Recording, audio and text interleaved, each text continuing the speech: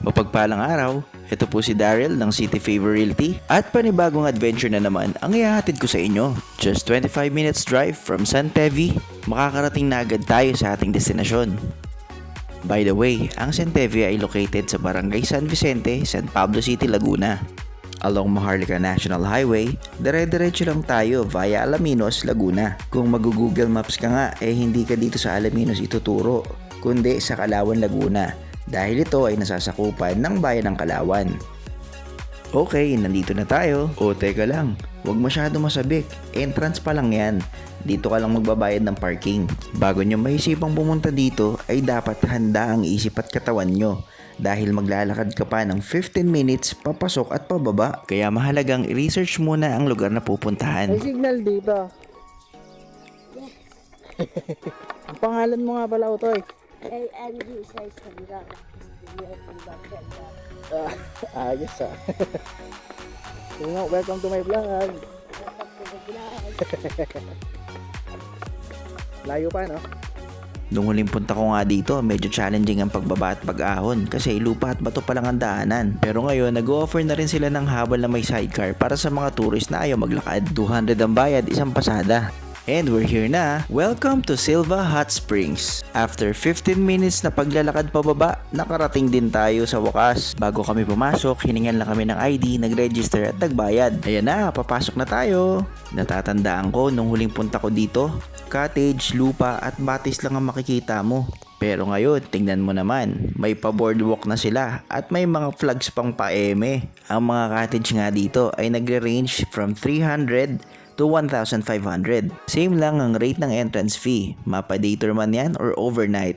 Parehas lang yan na 100 pesos. Nagre-require lang sila ng additional 100 pesos para sa service fee. Pero pambuong grupo nyo na yun. Nag-offer din sila ng trapal, unan, blanket, bed foam, at saka rechargeable lamp. Pwede ka nga rin dito magtayo ng tent pero magbabayad ka pa rin ng 100 pesos. Pwede ka rin magbaon dito ng sarili mong pagkain. And just like other resorts, meron din silang hihawan.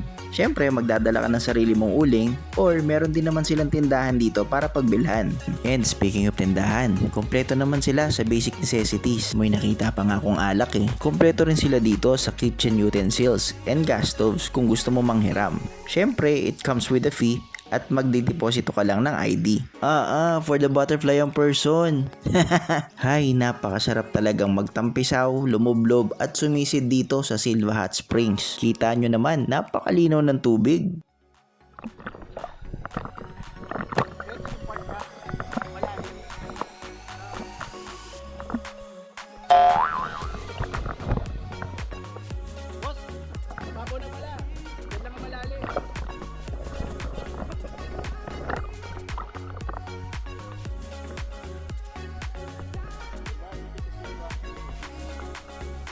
Sa tansya ko, 5.5 hanggang 6 feet ang pinakamalalim. Pero meron din naman silang pambata. Basta palagi nyo pong babantayan ha. O siya, kuya ahon na at matarik pa ang aking aakyatin.